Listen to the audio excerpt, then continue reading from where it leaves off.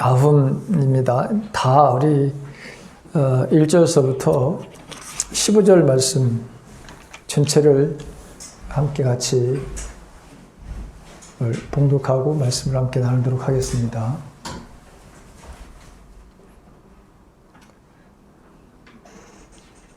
우리 한 절씩 나훔 1장 1절서부터 15절까지 한 절씩 교독합니다. 니느웨에 대한 경고 곧 엘고스 사람 나훔의 묵시의 글이라.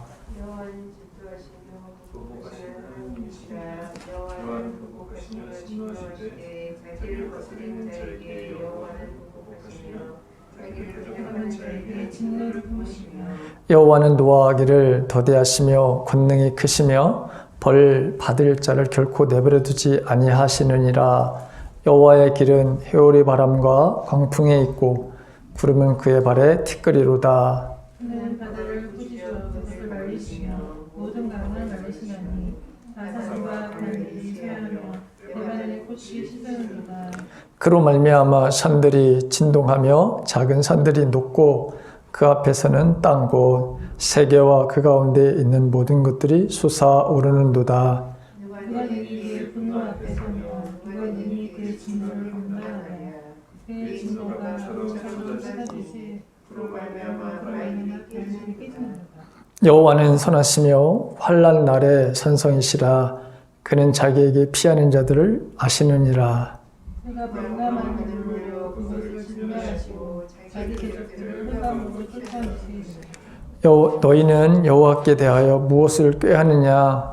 그가 온전히 멸하시리니 재난이 다시 일어나지 아니하리라. 가시덤불같이 엉클어졌고 술을 마신 것 같이 취한 그들은 마른 지푸라기 같이 모두 탈 것이거든. 여호와께 악을 꾀하는 한 사람이 너희 중에서 나와서 사악한 것을 권하는도다. 여호와께서 이같이 말씀하시기를 그들이 두려워하고 많을지라도 반드시 열절을 당하니 그가 없어지리라. 내가 전에는 너를 괴롭혔으나 다시는 너를 괴롭히지 아니할 것이라. 이제 내게 지은 그의 멍에를 내가 깨뜨리고 내 결박을 끊으리라. 여호와를 내 대하여 명하려면 내 자신은 정하지 않을 것이라. 내가 내 신들의 집에서 생산과 부은 우상을 멸절하며 내 무덤을 준비하리니 이는 내가 쓸모없게 되었습니다. 다 같이요. 볼지어다 아름다운 소식을 알리고 화평을 전하는 자의 발이 산 위에 있도다. 유다야 내 절기를 지키고 내 소원을 갚을지어다. 악인이 진멸되었으니 그가 다시 내 가운데로 통행하지 아니하리로다 하시니라. 아멘. 이 나훔은 교만하고 사악한 아수리에 대한 이 저주와 멸망을 선포하는 그런 내용으로 되어져 있습니다. 그럼 나훔이라고 하는 이름의 뜻을 우리가 그 밑에 도움말에서 볼 수 있듯이 위로자라고 하는 것이죠. 위로자. 이 아수리의 가혹한 그런 통치와 억압하에 있는 이스라엘 백성들에게 하나님의 그런 무한한 위로를 증거하고 있는 것을 보게 됩니다. 근데 나훔과 비슷한 이름을 가진 사람이 있는데 느헤미야라고 하는 사람입니다. 느헤미야 이 사람의 이름이 뭐냐? 여호와께서 위로하신다라고 하는 그런 뜻을 가지고 있어요. 여호와의 위로라는 뜻입니다. 자, 나훔은 이 위로자라는 뜻인데, 여러분 다른 사람을 위로한다는 건 정말 축복인 것 같아요. 그렇죠. 특별히 자기에게 잘 못하는 사람들, 그런 사람들을 향해서 위로한다고 하는 건 더 정말 이게 힘든 거거든요.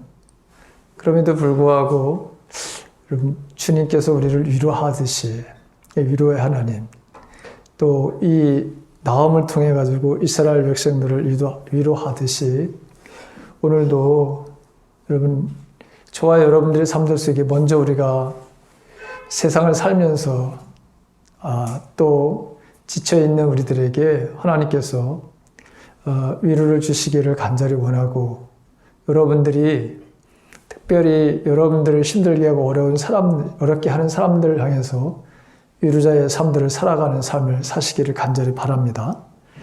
자, 여기 이 나훔은 엘고스 사람이라 알려졌는데 이 엘고스는 그 유다의 남쪽 지방의 한 성읍인 시몬 지역에 속한 그런 마을에다가 추정이 되어지고 있습니다.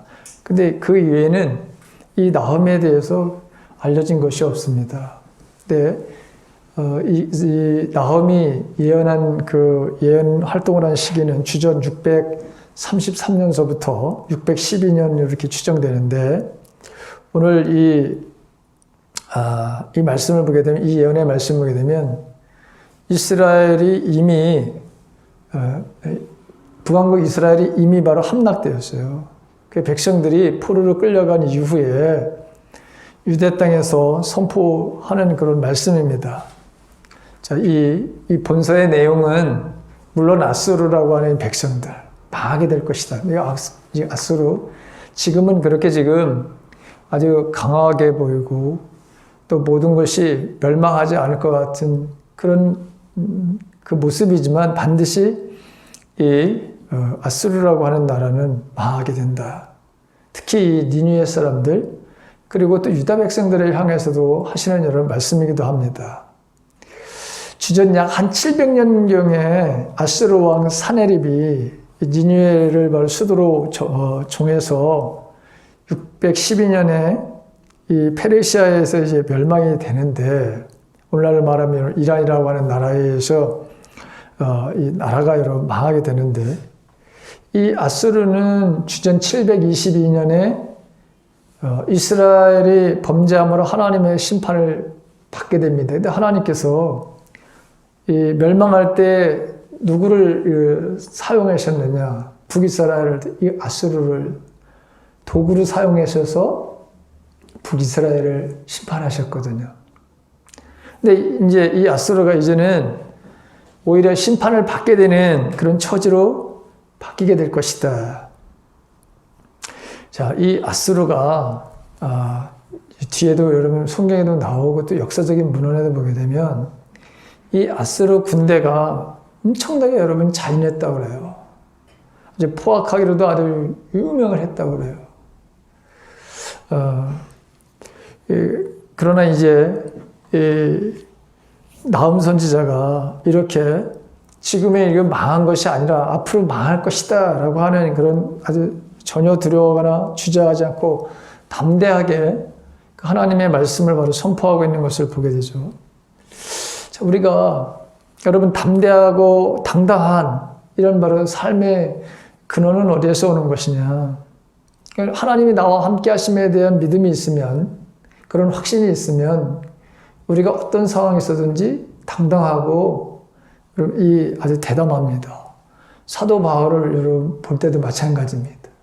사도 바울을 보더라도 얼마나 그가 당당하게 그 죽음의 위협 속에서도 하나님의 말씀을 선포하는 그리고 자기가 결박된다고 하는 사실을 알면서도 예루살렘을 향해서 그 가는 그 모습을 보면 하나님이 나와 함께 주님이 나와 함께 하신다고 하는 여러분 이 그의 삶 속에서 늘 이런 증거가 나타나는 거죠. 절대적인 하나님에 대한 주님에 대한 신뢰가 있었기 때문에 그리고 그 삶 속에서 순간순간 그를 돕고 계신 성령 하나님을 체험했기 때문에 그 죽음 앞에서도 당당했던 것을 우리가 보게 되죠. 아주 담대해지는 것을 여러분 보게 됩니다. 그러니까 저와 여러분들이 인생을 살면서 이 당당하고 담대해야 될 때는 정말 그래야 되는데 그렇지 않을 때 정말 겸손하고 좀 자신의 그 죄인됨을 인정하면서 살아야 할 때는 오히려 그렇게 하지 못하고 또 당당해야 될 때 그 다음에 우리가 대담하게 말을 해야 할 때는 오히려 고개를 숙이고 이런 헷갈리는 삶을 살 때가 참으로 많습니다. 저도 역시 마찬가지입니다. 저도 이 당당하지 어떤 못한 모습들, 대담하지 어떤 모습들을 볼 때가 있어요. 어떨 때 그러느냐? 내가 이렇게 했다가는 다른 사람들에게 뭔가 왕따를 당할 것 같다는 어떤 느낌이 들 때.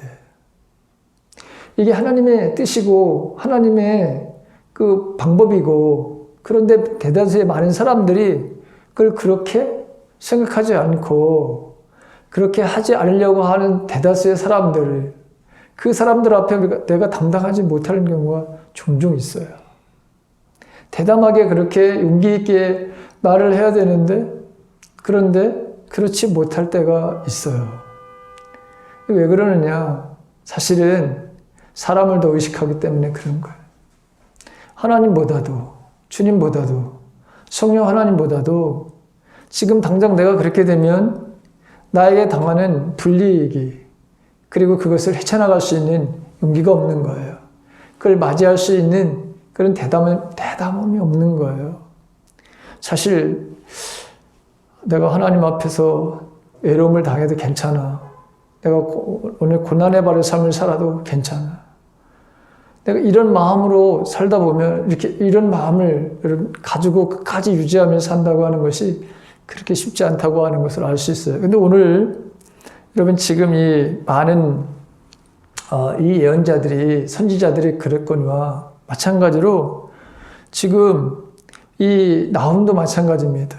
이 나훔도 지금 이 태이태한 바로 상황이 있는 거예요. 이 남유다에서 지금 하고 있지만, 그러나 지금 이 세계를 바로 여러분 지배하고 있는 게 여러분 누굽니까? 바로 지금 이 아수르라고 하는 이 나라거든요. 지금 현실 앞에 그런 나라. 근데 그 나라가 망한다. 그 나라가 여러분 망한다.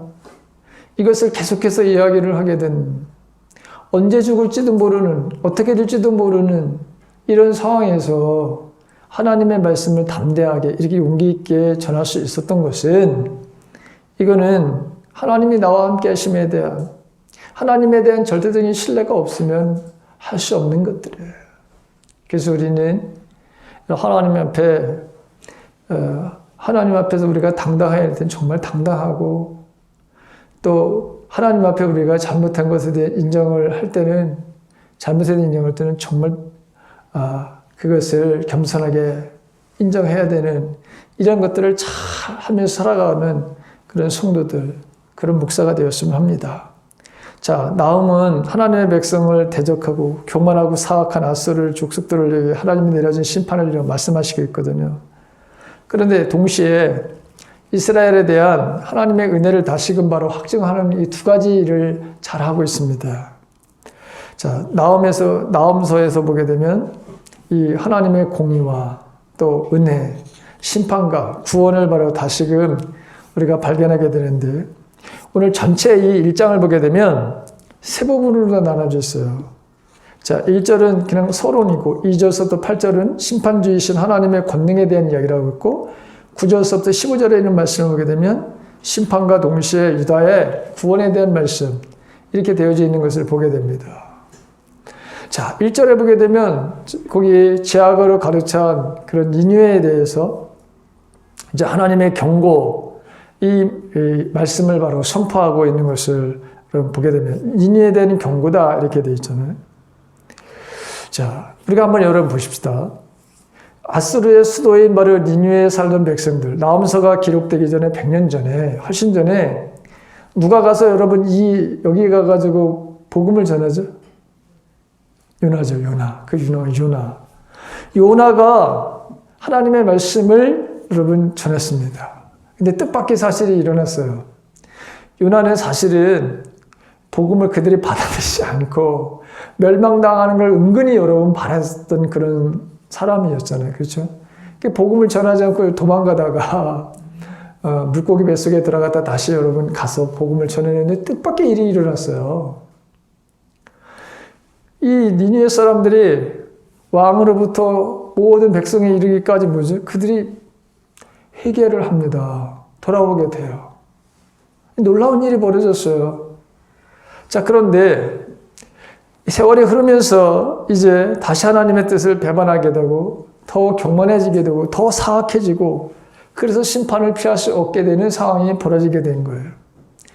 참 이게 우리가 사사기를 보더라도 그렇고, 우리 역사, 우리 개인의 바로 삶들로 이거 한번 잘 적용해 보는 그런 시간이었으면 되는데, 신앙생활 처음 했던 그런 신앙생활이 이게 점점 더 이렇게 나아지고 더 굳건해지고 그리고 더 겸손해지고 하나님을 닮아가는 그런 모습보다 그렇지 못한 모습들을 우리가 겪는 그런 순간들이 있습니다. 그래서 완전히 하나님을 떠나버린 사람들도 여러분 정말 많습니다. 아예 다른 그런 종교를 선택해서 가는 사람들도 얼마나 많은지 모릅니다. 또 이단을 바로 선택해서 가는 사람도 많죠. 자, 시간의 흐름에 의해서 하나님의 은혜를 잃어버리게 되고 여러분 분명히 타락을 하게 되죠. 타락하게 되면 어떻게 됩니까? 고난이 오는 거예요. 아픔이 오기 시작하죠. 그러면 이제 다시 하나님 앞에 잘못했다고 회개를 합니다. 하나님 용서해 주시고 다시 회복시켜 주실 거죠. 근데 이 회복의 기간이 이게 또 그렇게 오래가지 못하는 그런 일들을 우리가 보게 됩니다. 이 사사기에 여러분 그 보더라도 마찬가지고 이것을 우리 개인에게 적용돼도 마찬가지입니다. 이런 일이 있어서는 안 되는 것이죠. 근데 지금 뭐예요? 니느웨가 즉 아수르가 바로 뭐예요? 이렇게 요나의 그 하나님의 경고의 말씀을 받아들이고 그들이 하나님의 말씀대로 살다가 세월이 흐르면서 이제 하나님의 뜻과는 전혀 다른 삶을 살게 되어서 이제는 하나님의 심판을 받게 되는 그런 상황에 놓여져 있는 것을 보게 됩니다. 자, 이 니느웨, 티그리스 강변에 위치한 도시 노아의 아들인 이 함의 손자 니무롯이 여러분이 세웠다고 하는 그런 도시인데 오늘 2절서부터 8절에 보게 되면 자, 하나님의 권능과 언약을 지키시는 그런 하나님을 바로 우리가 보게 되죠. 자, 하나님은 공의로우신 하나님, 오래 참으신 하나님, 전능하신 하나님, 선하신 하나님, 하나님은 바로 거룩하신 하나님. 자, 이렇게 묘사를 하면서 그런데 이런 하나님께서도 반드시 니느웨가 멸망할 수밖에 없는 여러분 그 원인과 그 필요성을 밝히고 있는 것을 보게 됩니다. 자, 2절의 그 하반절에 보게 되면 여호와는 질투하시며 보복하신 하나님이시라. 여호와는 보복하시며 진노하시되 자기를 거스른 자에게 여호와는 보복하시며 자기를 대적하는 자에게 진노를 품으시며 이렇게 나와 있죠. 자, 하나님 한편으로다가는 자, 공의로우셔서 오래 참으시고 또 선하신 하나님입니다. 그런데 이 거룩하시고 공의로우신 분이기 때문에 오히려 죄에 대해서 인간의 죄에 대해서 그 죄에 대한 것을 그냥 보고 그냥 방치하시는 분이 아니신 것을 보게 됩니다. 이 여기 질투라고 하는 거 이거는 바로 하나님 앞에 하나님을 대적하는 이 대적자들에 대해서 분명히 하나님은 뭐죠? 강력한 바라는 뭐죠? 감정을 가지고 계셔. 당신을 바로 사랑하지 아니하고 말씀대로 살지 아니하는 그 민족에 대해서 하나님은 심판을 하시겠다고 하는 그런 하나님의 열심, 하나님의 강력한 그런 감정을 표현하시는 것을 보게 됩니다. 자, 인간의 죄에 대한 하나님의 진노에 동시에 하나님의 사랑도 있지만 바로 그 죄 때문에 하나님은 그 죄를 반드시 묻고 또 사랑의 하나님으로서의 그 공의와 사랑을 동시에 이루시는 하나님이신 것을 우리가 보게 되죠. 자, 우리의 죄 때문에 예수 그리스도를 이 땅에 보내주신 것을 우리는 너무나 잘 알죠. 근데 회개하는 자들에게는 이 용서의 가능성이 있지만 그러나 이 회개의 기회를 주었음에도 불구하고 돌아오지 않는 사람에 대한 하나님의 심판이라고 하는 것은 아주 가혹하고 여러분 정말 상상할 수도 없는 그런 일이 벌어지고 있다고 하는 것을 보게 됩니다. 자, 여기 하나님은 질투하신 하나님입니다. 하나님보다도 다른 어떤 것을 하나님 말씀보다도 어떤 다른 것을 더 사랑하는 것을 하나님은 견딜 수 없다 이런 표현을 쓰셨어요. 제가 예전에도 여러분들에게 말씀을 드린 것 같은데 제가 처음에 잘 이해하지 못했던 것 중에 하나도 이 질투하신 하나님, 구약에 보게 되면 질투하신 하나님이었는데 이제 이게 무슨 의미인지를 알게 되더라고요. 자, 근데 죄인을 결코 사하지 아니하신 하나님, 그래 노하기를 더디하신 하나님이기도 하지만 그러나 죄인들은 반드시 죄에 대해서는 하나님이 물으시는 하나님이라고 하는 것을 우리가 보게 되죠. 그런데 우리가 이 세상을 살면서 참 성경에도 많은 그런 부분에 의문을 가졌던, 그리고 신앙생활을 하면서 여전히 우리들도 때로는 의문을 갖는 것이 있어요. 그게 뭐냐? 왜 세상의 악한 자들을 즉시 하나님이 심판하지 아니하시냐라고 하는 이 문제예요. 이 문제. 이거는 뭐 예언자들도 그런 생각을 가지고 있었던 사람 대표적으로다가 누굴까요? 왜 악인들이 그대로 이렇게 지금 잘 살고 말이죠. 응? 그 악인들이 지금 번성하는 것에 대해서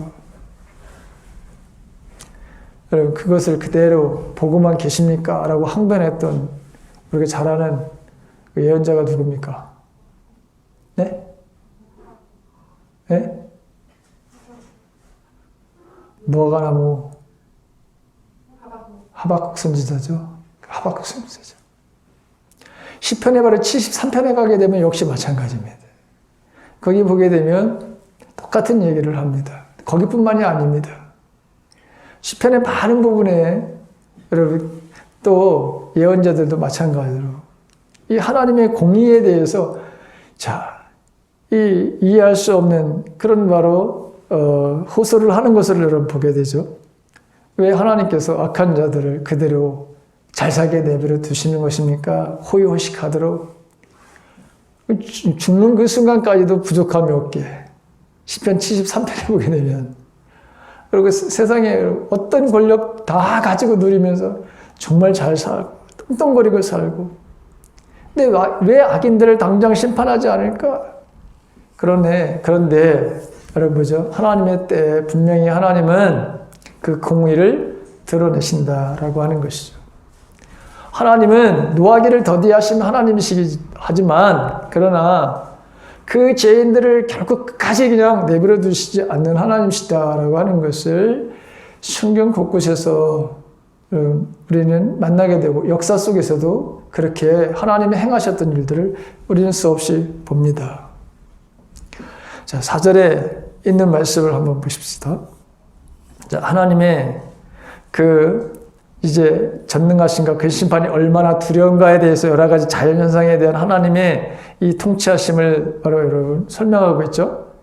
자, 바다를 꾸짖어 말리셨다라고 하는 표현, 이것은 옛날에 홍해 사건을 바로 여러분 암시하는 것이고, 또 강을 말리셨다라고 되어 있죠. 거기 보게 되면 그 4절에 보게 되면 그는 바다를 꾸짖어 그것을 말리시고 모든 강을 말리시리. 여러분 이 강을 말리신다고 하는 것은 그런 표현은 어디에서 나오는 걸까? 여호수아가 요단강을 건넜을 때 마찬가지 똑같이 이런 일이 벌어졌어요. 그렇죠? 이런 것을 암시하는 것을 보게 됩니다. 그리고 거기 우리가 이해하기 조금 그는 그다음에 여러분 바산과 갈멜과 레바논의 꽃이 시드는도다. 여기 보게 되면 바산, 갈멜, 레바논의 꽃이 여기 등장하게 되느냐. 이 바산이라고 하는 것은 여기 여러분 그 이스라엘의 부분에 북동쪽에 있는 그런 비옥한 토양과 방대한 목장으로 유명하거든요.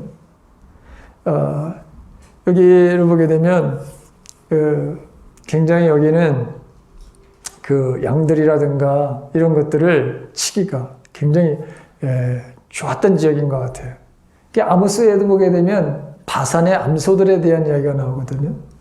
그 바산의 바산이라는 지역은 목초지가 방대한 목초, 토양이 좋아서 그런지, 그 다음에 약간 좀 고산지에 고산 지역이기 때문에 이 양들에게는 굉장히 또 이 목축을 하기는 아주 굉장히 적합했던.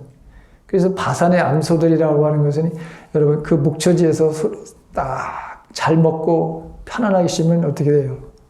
소와 양들이 살이 푸둥푸둥 찌겠죠. 그렇죠. 또 암시하는 그런 말씀이기도 해요.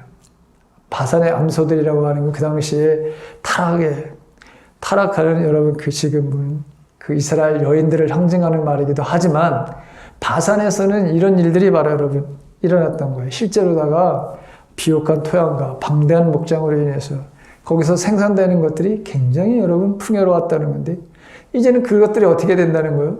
다 멸해질 것이다 라고 하는 것이죠. 갈멜이라고 하는 것은 뭐냐? 이 갈멜은 자, 이 팔레스타인 서쪽에 있는 지역인데 여기는 포도 재배로 여러분 유명한 것이에요. 포도의 생산지예요. 그 다음에 그 레바논이라고 하는 거는 여러분 이게 완전히 북쪽이거든요. 여기는 바로 여러분 뭐예요? 여기는 꽃과 나무로다가 여러분 여기는 유명한 데예요.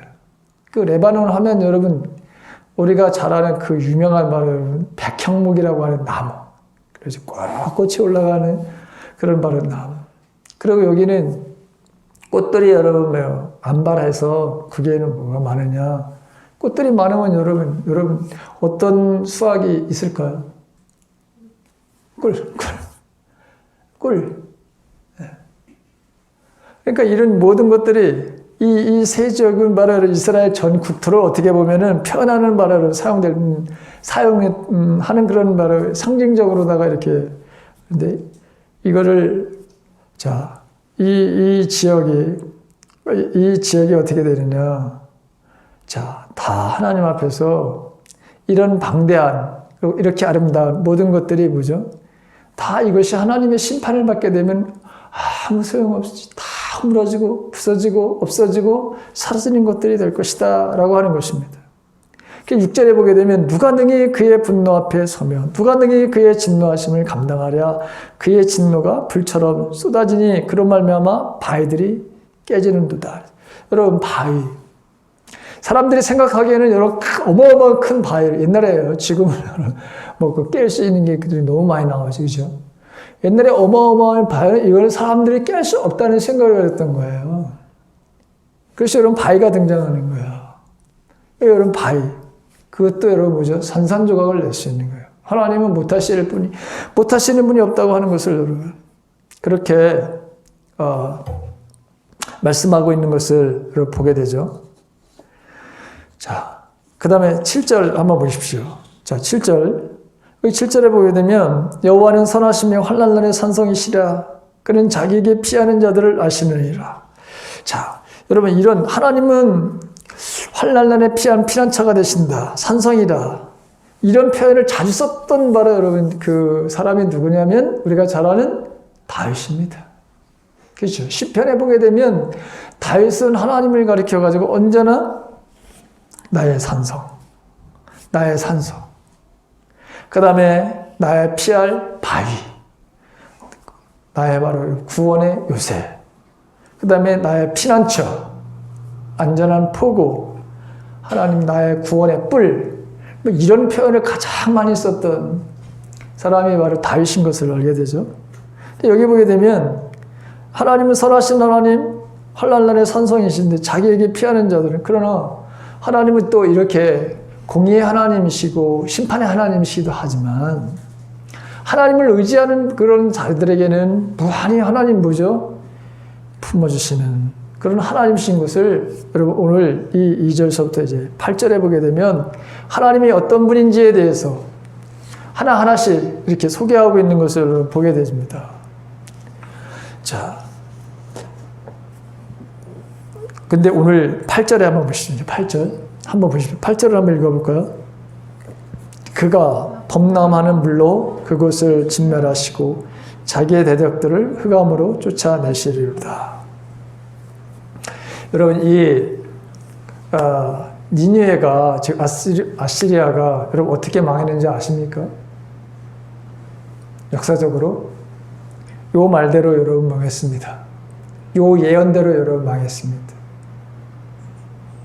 자, 니느웨가 멸망할 때 여러분 티그리스 강과 고스르 강이라고 하는 여러분 이 범람했어요. 역사 여러분 저도 한번 이거를 그 유튜브를 통해 가지고 여러분 봤거든요. 이 고증된 사실 그리고 도시가 어떻게 멸망했는지에 대한 것들을 여러분 봤어요. 근데 요 말씀대로 망합니다. 사람들이 다 여러분 이렇게 큰 나라 제국이 어떻게 망했을까? 어떻게 이 멸망했을까 다 궁금했는데 근데 고정으로다가 증명했는데 정말 뭐죠? 이 범람으로 말미암아 홍수로 말미암아 이 아수르가 멸망되는 것을 여러분 보게 돼요.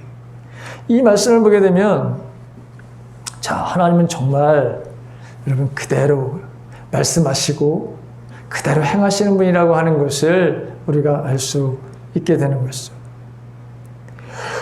자, 9절서부터 이제 오늘 말씀해 보게 되면 자, 그동안 유다를 바로 괴롭히던 이 아수르가 이제 하나님의 징계로 말미암아 멸망함과 동시에 유다에 바로 여러분 평화의 소식이 전해지게 되는 것을 보게 됩니다.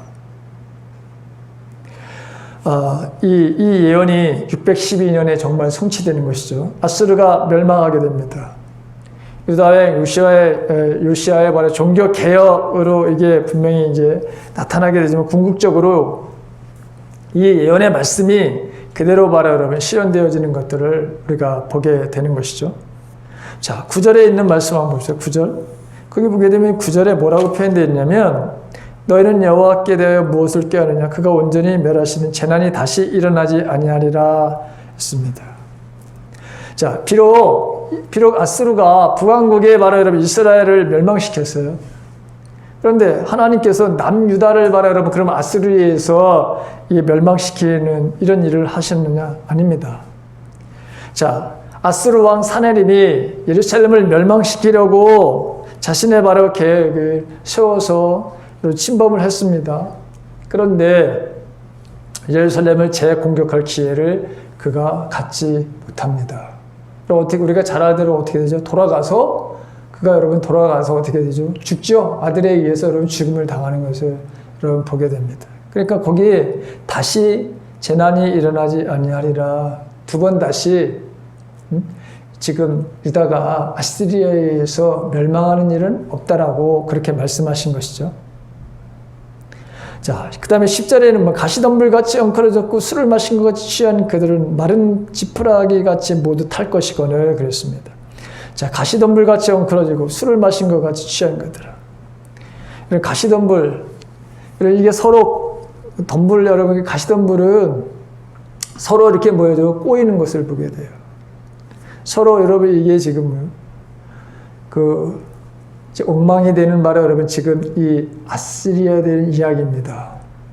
그 다음에 술에 마신 것 같이 술을 마시게 되면 어떻게 됩니까? 사람들이 생각이 온전해지지 못하는 것이죠. 그러니까 갈팡질팡하는 것이죠. 그러니까 그들의 모든 정책이 모든 것들이 여러분 갈팡질팡하게 하나님께서 만드셔서 결국에는 뭐죠? 마른 지푸라기 같이 탈 것이다. 여러분 불 붙이면 엄청 잘 답니다. 이 집에 여러분 불 붙으면 끄지 못해요. 시골에 예전에 지붕들이 다 여러분 뭐였냐면 집으로 엮었어요. 제 시골에서 여러분 제가 그런 경험들을 많이 봤는데 한 번도 그 집을 불에 붙어가지고 끈 집을 못 봤어요, 저는. 왜? 이거 한번 붙으면 이건 확 그냥 순식간에 타버려가지고 이거는 뭐 동네 사람들이 뭐 모여들 그런 그 시간에 여러분 이미 다 타버려. 끝나. 이게 이렇게 되더라고요. 저는 그걸 여러분 몇 번 경험했어요. 그렇게 하나님께서 하시겠다고 하는 것이죠. 자, 11절 보게 되면 음모를 꾸미는 자. 이게 음모를 꾸미는 자 여기 보게 되면 그게 뭐야? 너희 중에 한 사람이 나와서 사악한 것을 권하노다 그랬어요. 사네립이라고 하는 왕을 가리키는 거죠. 자, 주전 700일 유다를 위협했으나 함락되지 못했어요. 그 다음에 12절서부터 자, 거기 13절에 있는 말씀을 보게 되면 이제 여호와를 대적하는 이 무리들이 멸망을 당하는 거죠. 그러니까 하나님의 바라 여러분 하나님 백성들은 또 위안을 받게 될 것이다 라고 하는 그런 말씀이 나와 있는 것을 여러분 보게 됩니다. 자, 어느 누구의 침략도 받아본 적이 없는 이 초강대국 이 아스루 그 수도 니니에 대한 그런 바로 경고의 메시지가 반드시 바로 뭐죠? 성취될 것이다 라고 하는 것입니다. 지금 너희 눈에는 그겠죠. 12절에 보십시오. 그들이 비록 강하고 많을지라도 반드시 멸절을 당하리니 그가 없어지리라. 내가 전에는 너를 괴롭혔으나 다시는 너를 괴롭히지 아니할 것이다. 그렇죠? 자, 반드시 거기 보게 되면 반드시 멸절을 당하리니 지금 초강대국이야. 이 나라가 멸망당하지 않을 것 같아. 그런데 하나님은 멸망시키겠다고 말씀하시고 지금 나함을 통해서 이 말씀을 선포하잖아요. 비록 너희들이 강하고 많을지라도. 여러분, 우리가 인생을 살다 보면 저 사람들은 안 망할 것 같은 악인들이 끝까지 승리할 것 같고 그들이 절대로 무너지지 않을 것 같은 그런 여러분, 그런데 한순간에 모든 것들이 하나님이 허무시는 것들을 저는 여러분 봤어요. 저는 제가 아직도 지금 그 아주 신앙생활 하면서 제가 경험했던 것 중에 하나가 이분이 얼마나 제가 대학교 1학년 때인데 그 실습하는 바라 여러분 그 교회에 그 분이 여러분 남자분이었는데 맨날 헬스장에 이러면 어마어마한 운동을 하고 이분이 직업이 해결사야 해결사. 근데 이거 해결해 주는 게 무슨 이게 뭐 선하게 여러분 하는 게 아니야. 네. 그래서 교회를 나왔어요. 그래서 저는 그때 여러분 정말 이해가 안 됐어요. 네. 그리고 본인도 여러분 괴로움이 있었겠죠. 없었겠어요? 근데 이분이 정말 있잖아요.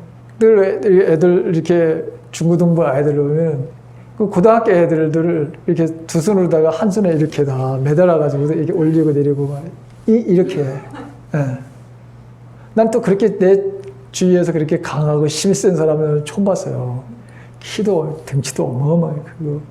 정말 그분이 딱 쓰면은 그냥 공포감을 느껴. 그냥 어떤 사람들도 그냥 공포감을 받아요. 그리고 여러분 언어가 이게 언어가 정말 비상식적인 어떤 그런 언어를 사용하십니다. 그럴 때마다 마음이 정말 저는 제가 이제 그 분의 자녀들도 가르쳤거든요. 있었거든요. 근데 그 와이프 되시는 분은 아주 착하셔. 목사님 딸이야. 목사님 딸이야. 나중에 알게 됐는데 폭력으로다가 아내가 너무 좋아가지고 그래서 아내를 했다는 거 나중에 알게 됐어요. 그 아이들은 엄청 착해. 권사님 그분들 목사님 딸은 너무 착해. 아주 착했어. 그런데 어느 날 갑자기 그렇게 건강하다는 분이 병원에 입원을 했다는 거예요. 다들 아니 저렇게 건강한 분이 갑자기 병원에서 못 나왔어. 나는 그걸 굉장히 저는 1학년 때 충격이었어요. 그게. 왜냐면 같이 여러분 봤으니까 제가 여러분 봤잖아. 그리고 교인들도 다 여러분 하나님은 정말 무서운 하나님이시네 라고 하는 것을 제가 여러분 경험한 적이 있어요. 여러분 마찬가지야. 강하고 그렇게 모든 것을 많이 이 아시리아가 여러분 정복을 해서 나라에서 그 나라는 뺏어오는 게 너무너무 많았어요. 너무 극심하게. 너무 정말 처절하게 여러분 다른 나라에 여러분 뺏었어요. 옛날 일본 사람들 하는 것도 같이 여러분. 그런데 하나님이 뭐죠? 반드시 멸절하리라. 너희를 이제 괴롭혔으나 유다가 다시는 그렇게 하는 일이 없을 거라고 해서 하나님의 말을 여러분 정말 그렇게 하시지 않았던 것을 보게 되죠. 14절에 여러분 보십시오.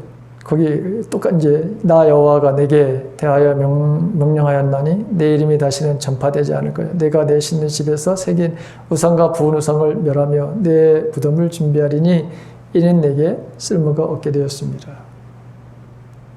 자, 여러분 이 예언이 어떻게 됐을까요? 자, 이 학자들의 연구에 의하면은 이 니느웨의 여신이었던 바로 이스달이라고 하는 이 신상이 니느웨에 파괴된 잔해 속에서 머리가 잘린 채로다가 여러분 이렇게 여러분 나뒹굴렀다고 하고 이 예언이 에스겔서 32장 22절서부터 23절에 보게 되면 그것이 그대로 성취된 것을 우리가 볼 수 있습니다. 거기 보게 되면 그곳에는 아시리아가 묻혀있고 그의 군대가 함께 묻혀있다. 사방에 그들의 무덤이 바로 있다. 그들은 모두 칼에 찔려 죽은 전사자들이요 칼에 쓰러진 자들이다. 아시리아의 무덤은 부동의 가장 깊은 밑바닥에 마련되었고 그 무덤의 둘레에는 아시리아의 군대가 묻혀있는데 그들은 모두가 칼을 맞고 쓰러진 자들, 칼에 찔려 죽은 전사자들, 살아있는 사람들의 세상에서 사람들에게 겁을 주던 사람들이었다. 이렇게 돼 있어요. 살아있는 사람들에게, 세상에서 사람들에게 겁을 주던 사람들이었다. 근데 이 사람들이 이렇게 되었다라고 하는 그 예언의 말씀을 듣게 됩니다. 자, 그러면서 이제 마지막에, 자, 아스리가 없어지리라 그랬어요. 자, 마지막에 보니까 거기에 불지어다 이 아름다운 소식을 알리고 화평을 전하는 자의 발이 산 위에 있도다. 유다야, 내가 절개를 짓고 내 소원을 갚을지어다. 이런 말씀을 보게 됩니다. 자, 이 무려 100여 년간 이스라엘을 압제하던 이 아수리의 멸망에 관한 말하는 소식이죠. 이걸 전하는 나음. 마치 지금 바로 일어난 일처럼 예언을 하는 것을 보게 됩니다. 자, 얼마나 기뻤을까요? 이 하나님께서 지금 이렇게 이 멸망에 대한 것을 여러분 전하라고 하는 이 말씀을 전하고 또 힘들고 고통스러워하는 이 유다 백성들에게 하나님의 희망의 위로의 메시지를 전해주는 이런 일들을 감당하는 이 나음. 자, 오늘 이제 몇 가지 여러분 우리가 이 말씀을 한번 생각해 봅시다. 하나님은 노하기를 더디하시며 그를 의뢰하는 자에게는 분명히 피난처가 되시지만 동시에 죄에 대해서는 철저하게 심판하시는 공의의 하나님이시라고 하는 것. 자, 그래서 오늘 우리가 우리의 삶들 속에서도 뭐죠? 하나님 앞에 우리가 그 어떤 죄도 저지르지 말면서 인생을 살아야 된다라고 하는 것입니다. 철저한 말에 여러분 돌아서는 삶을 살아야 된다고 하는 것이죠.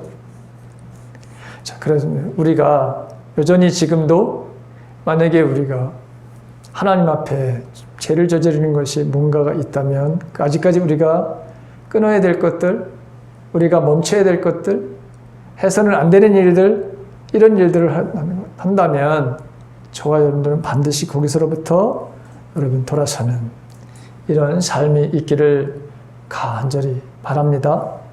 자, 두 번째는 자, 주님과의 온전한 동행이 사라지게 되면 동행을 위해서 없애야 될 것들이 있는데 여러분 정말 여기가 아수리가 없어지리라 그랬지만 나에게서 없어져야 될 것들 무엇인지를 말하는 내가 버려야 될 것들 항상 주님의 임재 속에서 여러분 살기 위해서 여러분 나에게 정말 없어져야 될 사라져야 될 것들 이런 것들이 여러분 무엇인가? 자, 우리는 하나님의 약속의 말씀을 믿고 살아가는 사람들인데 그런데 때로는 행악자들을 위해서 우리가 불평하거나 투기하지 말라고 성경은 돼 있어요. 시편 37편에 그렇게 돼 있습니다. 그런데 우리가 때로는 자, 하나님에 대한 이 신뢰를 하지 못하고 약속을 붙들지 못하고 그래서 분명히 이 악인들은 행악자들은 풀과 같이 속히 뱀을 당하게 되고 푸른 채소같이 세잔할 거라고 했는데 그러나 악인들의 그 세력들을 보면서 우리 자신들이 하나님의 약속의 말씀을 신뢰하지 못하는 그래서 내 삶 속에 하나님에 대한 약속의 말씀을 붙들지 못하고 때로는 그것이 의심이 되기도 하고 그리고 그것으로 인해서 낙심이 되기도 하고 이런 바로 여러분 삶은 나에게는 없는가? 우리는 정말 나는 하나님의 이 약속의 말씀을 붙들고 살아가는 사람인가? 내 눈에 지금 내가 생각하는 대로 보여지지 않는다 하더라도 나는 하나님의 약속의 말씀을 붙들고 지금도 인내하면서 살고 있는 삶을 살고 있는가? 마지막 여러분 최근에 우리가 신앙생활하면서 힘들고 어려운 삶을 살면서 인내하면서 살면서 정말 나에게 위로가 되는 하나님의 말씀은 무엇이었는가? 여러분들에게 여러분 오늘 이렇게 힘들게 살고 있는 이런 억압과 이런 포가 그런 살고 있는 이 지금 이 유대 백성들에게 아름다운 소식을 바로 여러분 전하는 이 나음의 바로 여러분 이 소식 하나님의 약속의 이런 말씀을 듣게 되잖아요. 최근 하나님으로부터 위로를 받게 된 하나님의 말씀은 여러분 무엇이었는가? 생각해 보시고 늘 힘들고 어려운 삶을 살아가는 늘 여러분들이 분명히 하나님의 위로가 있을 것이고 그리고 신실하게 하나님의 말씀을 살고 붙들고 약속을 붙들고 살아가는 자들에게는 하나님은 위로의 하나님이시라고 하는 것. 여러분들이나 저나 그 위기를 여러분 극복하게 하실 거라고 하는 이 믿음을 가지고 점점 더 주님을 향해 온전한 믿음에 경주하는 저와 여러분들이 되시기를 주님의 이름으로 간절히 바랍니다.